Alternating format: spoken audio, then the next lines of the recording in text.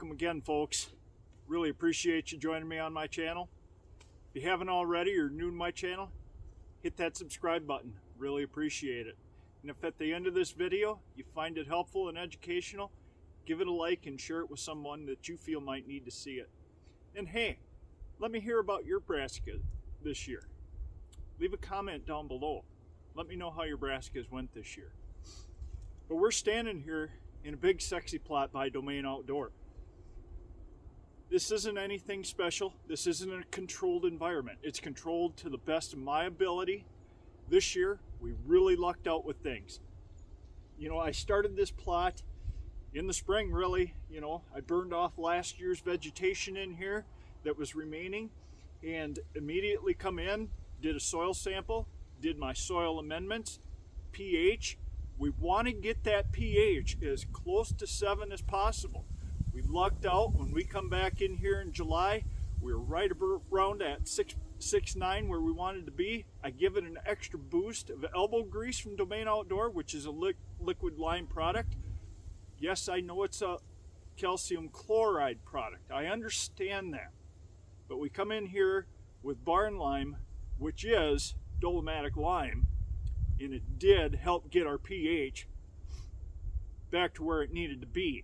Calcium carbonate is what it is what barn lime is. Anybody that argues that, you don't know what the hell you're talking about, because it is calcium carbonate. How do I know that? From years of experience of a dairy farmer using barn lime in our barn, having to go in the manure spreader, spreading our manure out, having that lime, that added lime that we use in the barn, and we use a lot of lime in the barn.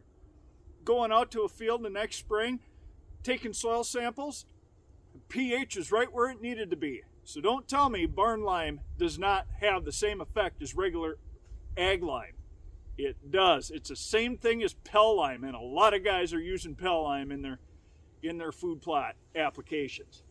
But here, we got our pH right. That was the first thing. Then we come in here right around, it was just after Memorial Day this year. Here in west central Wisconsin, if you're going to do buckwheat like I did, I'm looking at 1st of June to about the 15th to 20th of June. That gets me right in there, right in that hub where I want to be. August 1st this year, we shot for July 15th. I wanted big bulbs, big vegetation on my brassicas. Why? It's going to be woody. Well, there's a strategy behind that. When there's nothing left, which all the ag crops around me, except for the corn, beans, and grain sorghum that I have here on my property, we're the only food source left. And this is diversity. But how do I get such basketball, basically, but these are bigger than softball, frickin' turnips, radishes, whatnot? How do I get that? I mean, it's staying on top of the game with your fertility. pH number 1. Brassicas are very pH sensitive. That's why it's so important to get it to that 6.8, as close to 7 as possible. Number 2, after we did our no-till, now this is all no-till, again with my buckwheat. I come in here, it was right around the 15th or so of July. I broadcast my seed into the standing buckwheat. I crushed the buckwheat down, and I did it by hand. I caught a lot of flack on that on social media for how I did it. Hey, I couldn't get any other equipment in here to smash that buckwheat down. I took a fence post and I stepped it down. It took a lot of work. Yes, it did. But I had the will to do it. The sheer will to do it that way. And I got it done. It was hotter than hell that day. Oh my God. But anyway, after about 3 weeks of vegetative growth, after everything emerged and everything, we come back here with a timely application. When I say timely, just ahead of a good rain. It wasn't a gully washer rain. It was a good soaking rain. We timed it just right here in our brassica plot with a application, the recommended application of Freight Train nitrogen fertilizer. It could have been urea pelletized fertilizer. at a rate of at least 100 pounds per acre. It could have been that, but we use freight train. I have a 4-gallon backpack sprayer, and that covers about the 1/4 acre of a plot that I have here. And I put in probably a little more than I needed to. I put it in at a rate of about a 1.5 quarts to that 4 gallons, and we lucked out. I mean, when you see the size, I mean, this is the average size of the turnips that we have here in this plot. And I mean, before we got the killing frost, and that's the other thing, we lucked out with our killing frost here in Wisconsin, in this part of Wisconsin this year. We didn't get a killing frost until the end of October. Maybe it was right around the 1st of November this year. Real late killing frost. We had 70+ degree weather throughout September and October again. We lucked out, but fertility, pH being #1, hitting that nitrogen fertilizer application. This is not a controlled area, meaning we didn't have it fenced in.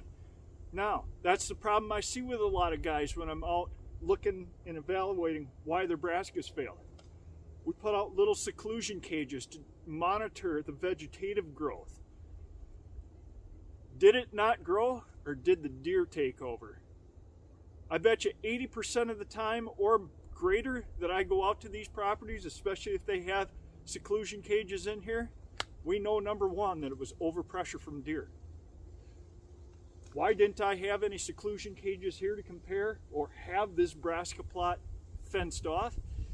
Because during that critical time when I'm trying to get things to grow, I don't have the deer pressure here like I do on my other properties and like other people do.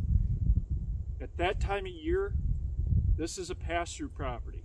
But when the rut is on, we're almost the middle of November here. When the rut is on, going into late season, I love the late season bow hunt. I absolutely love it. And that's why these food sources are here. I love muzzleloader hunting in December. That's why I planted when I did.